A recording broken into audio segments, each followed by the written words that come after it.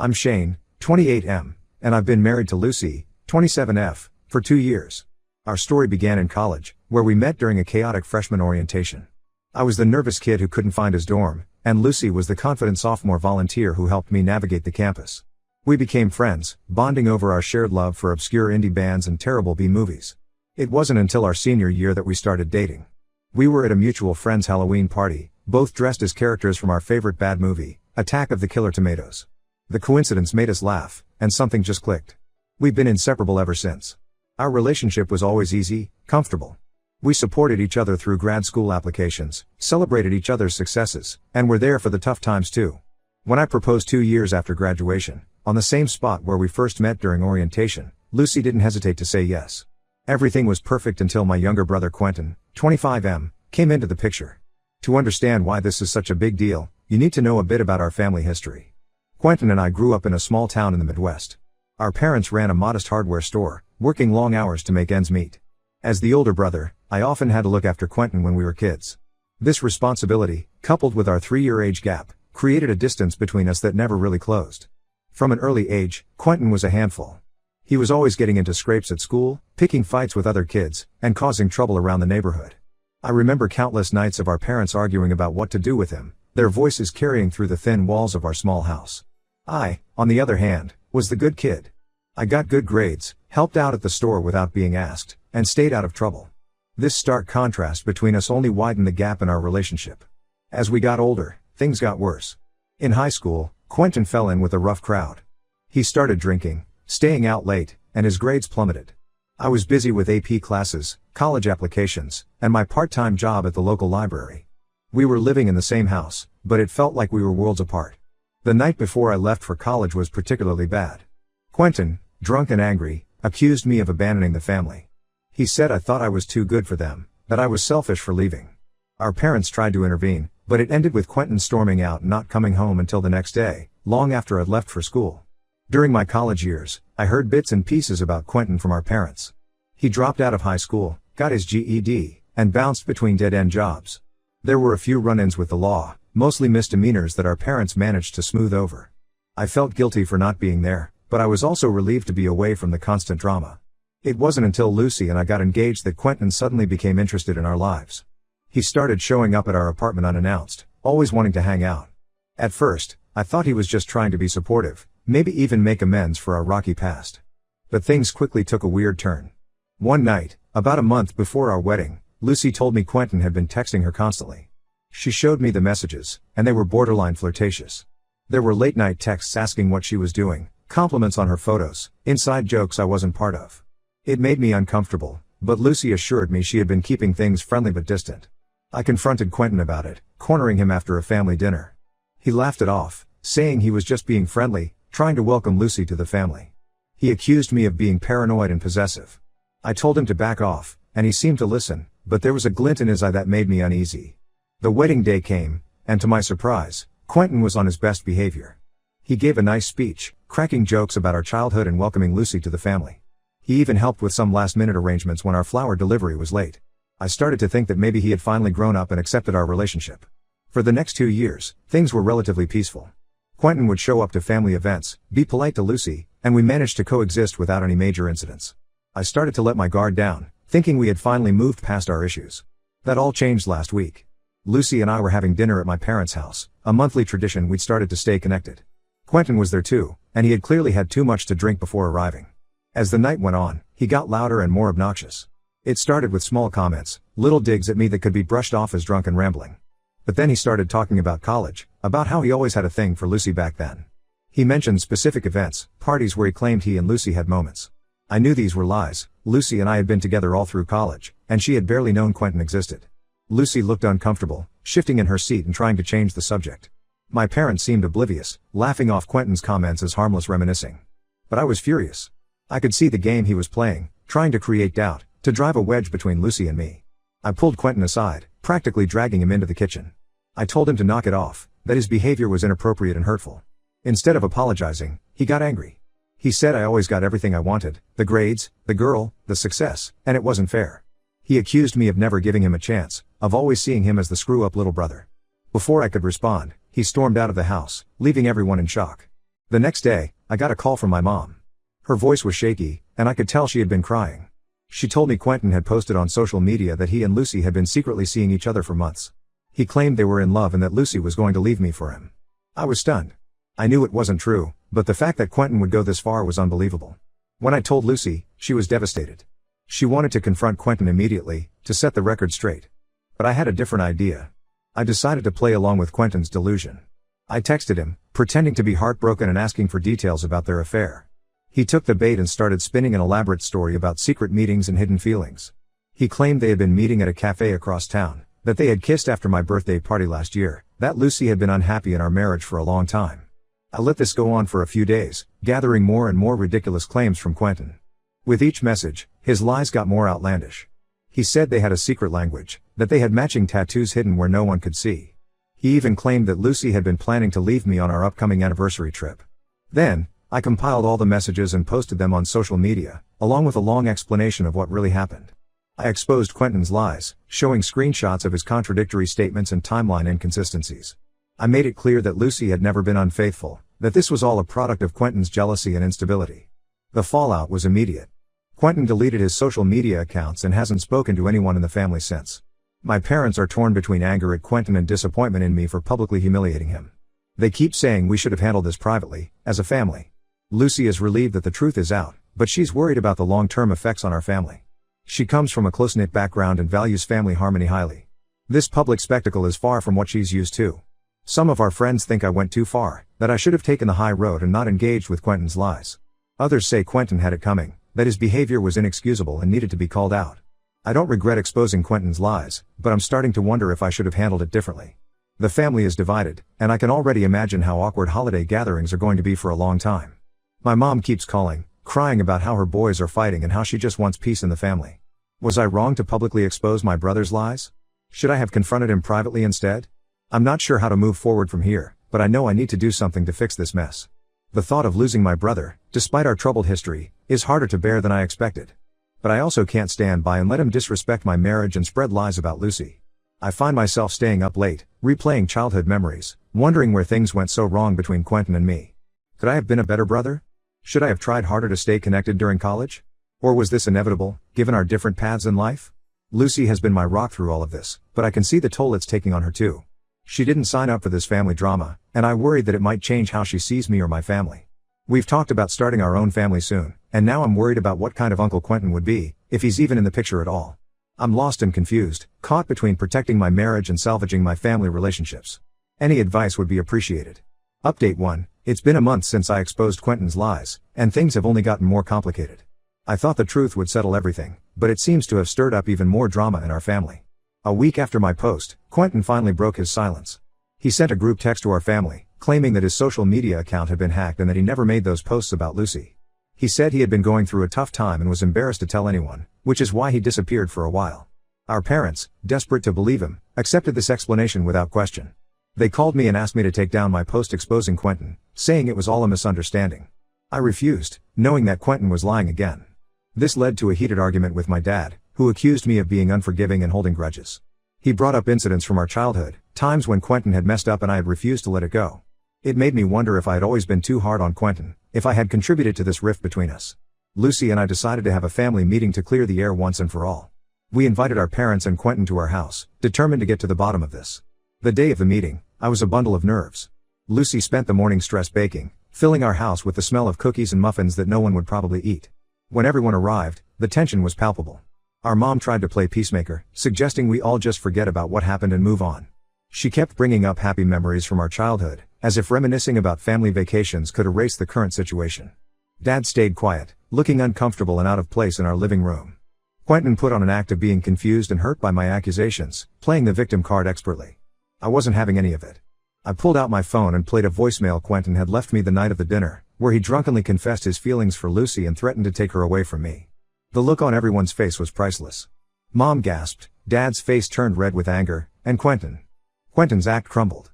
He broke down, admitting that he had lied about everything. He confessed that he had always been jealous of me and wanted to hurt me by going after Lucy. As he spoke, years of resentment poured out. He talked about feeling overshadowed by me throughout our childhood, about the pressure of living up to the standard I had set. He revealed that he had been fired from his job months ago for inappropriate behavior towards a coworker, and had been lying to everyone about still working there. Our parents were shocked into silence. Mom started crying, saying she had failed as a mother. Dad looked years older, the weight of Quentin's revelations visibly crushing him. They had always seen Quentin's troubles as just a phase, something he would grow out of. Now, faced with the extent of his issues, they seemed lost and overwhelmed. Lucy, who had been quiet until then, finally spoke up. Her voice was steady as she told Quentin in no uncertain terms that she had never and would never have feelings for him. She said his behavior was disgusting and that he needed professional help. She also called out our parents for their enabling behavior, for always making excuses for Quentin instead of holding him accountable. The meeting ended with Quentin storming out, our mom in tears, and our dad looking defeated. They left soon after, saying they needed time to process everything. The house felt emptier after they left, the weight of unresolved issues hanging in the air. In the days that followed, we learned more about Quentin's situation. Our cousin told us that Quentin had been spiraling for months. He had been drinking heavily, picking fights in bars, and burning bridges with friends. The story about being fired was just the tip of the iceberg. Our parents, finally seeing the extent of Quentin's problems, have been trying to get him to seek help. So far, he has refused, blaming everyone else for his problems. Mom calls me daily, oscillating between defending Quentin and asking for my advice on how to help him. Dad has retreated into himself, spending long hours at the hardware store, avoiding the family drama. Lucy and I are still processing everything. We're relieved that the truth is out, but the whole situation has left us feeling drained. The stress has affected us in unexpected ways. Lucy's had trouble sleeping, often waking up from nightmares about Quentin. I find myself second-guessing every interaction I have with my family, wondering if I'm being too harsh or not firm enough. We've decided to take a short trip, just the two of us, to get away from all the drama and reconnect. We're going to the beach town where we had our first vacation as a couple. I'm hoping the familiar surroundings and happy memories will help us reset and figure out our next steps. I'm still not sure if I handled everything the right way, but I don't regret standing up for my marriage. The road ahead looks tough, especially when it comes to family relationships, but Lucy and I are determined to face it together. We've started discussing boundaries, how much we're willing to engage with Quentin in the future, what kind of relationship we want with my parents moving forward.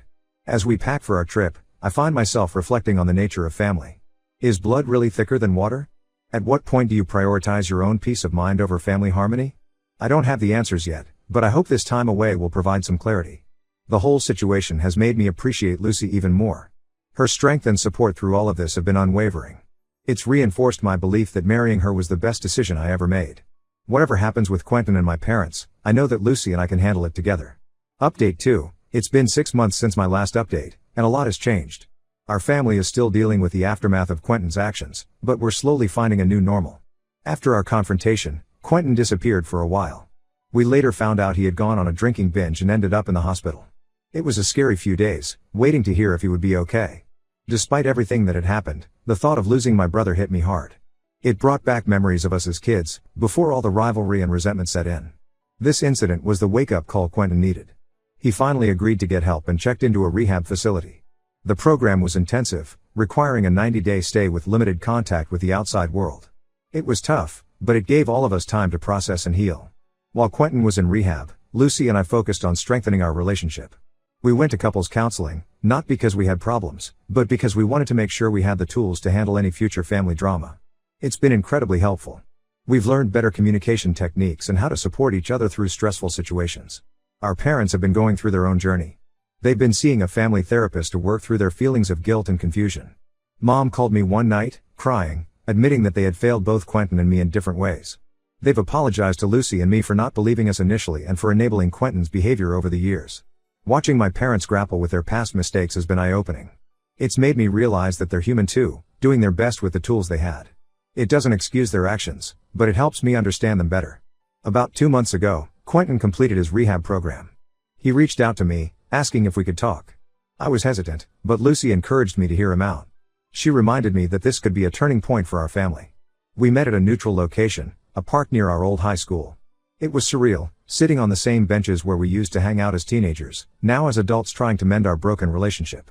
Quentin looked better than he had in years. The rehab had done him good, he was clear-eyed and steady. He apologized for everything, the lies, the manipulation, the hurt he caused. He admitted that he had been dealing with undiagnosed depression and anxiety for years and had used alcohol to cope. He talked about the work he'd done in rehab, confronting his jealousy and resentment towards me. He acknowledged that he had always felt like he was living in my shadow, but realized that was his perception, not reality. I listened to him, letting him speak without interruption. When he finished, I told him that while I appreciated his apology, it would take time to rebuild trust.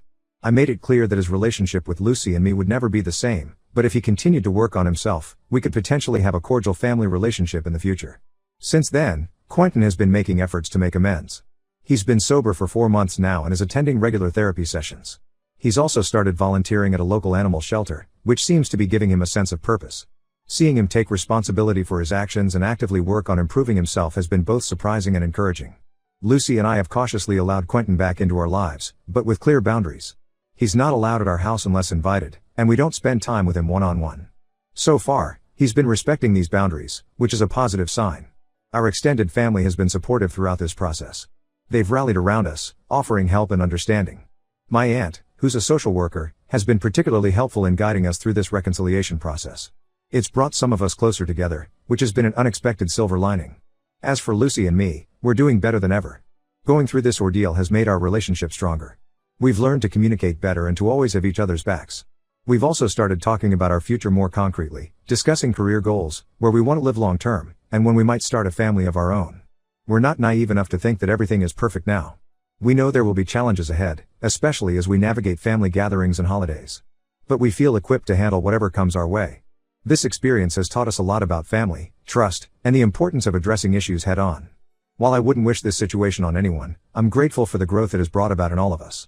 Update 3, it's been a year since my original post, and I wanted to give one final update on our situation. Quentin has maintained his sobriety and has been making steady progress in therapy. He's got a new job at a local community center, working with at-risk youth. It seems like he's found a way to use his past experiences to help others, which has been great for his recovery. He's even started dating someone he met through his volunteer work at the animal shelter. While our relationship is still not what it used to be, we're in a much better place. We can now have family dinners without tension, and Quentin has shown genuine remorse for his past actions. Last month, he gave a speech at his AA meeting and invited me to attend. Hearing him take responsibility for his actions in front of strangers was a powerful moment for both of us. Lucy and I have some big news. We're expecting our first child. We found out a couple of months ago and we're over the moon. The journey to this point hasn't been easy. After everything that happened with Quentin, we had to have some serious conversations about bringing a child into our complicated family dynamic. But ultimately, we decided that our love and commitment to each other was strong enough to handle anything. When we announced the pregnancy to the family, everyone was thrilled, including Quentin. He congratulated us sincerely and even offered to help set up the nursery. It was a small gesture, but it meant a lot coming from him. Our parents have come a long way too. They've become more aware of their past enabling behaviors and have been working hard to treat all their children equally. They're excited about becoming grandparents and have been incredibly supportive. Mom's already knitting baby blankets, and Dad's been researching the safest car seats on the market. As for Lucy and me, this whole experience has only made our bond stronger. We've learned to face challenges together and come out stronger on the other side. We're looking forward to this new chapter in our lives as parents.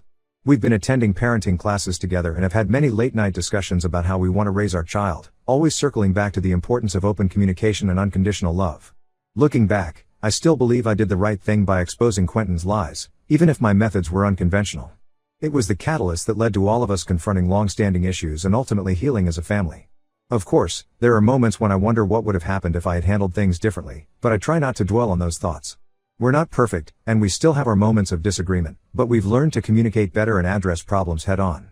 Just last week, we had a family dinner where Quentin made a comment that could have been interpreted as insensitive.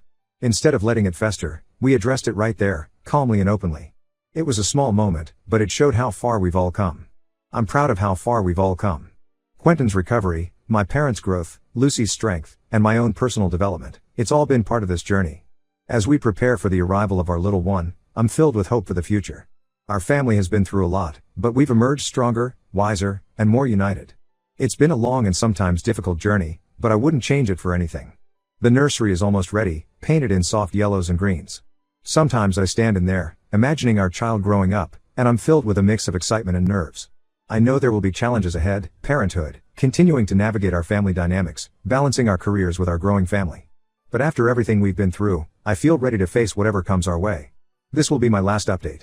As we close this chapter and begin a new one, I want to thank everyone who offered advice and support throughout this journey. Your words helped more than you know. Here's to new beginnings and the endless possibilities that lie ahead.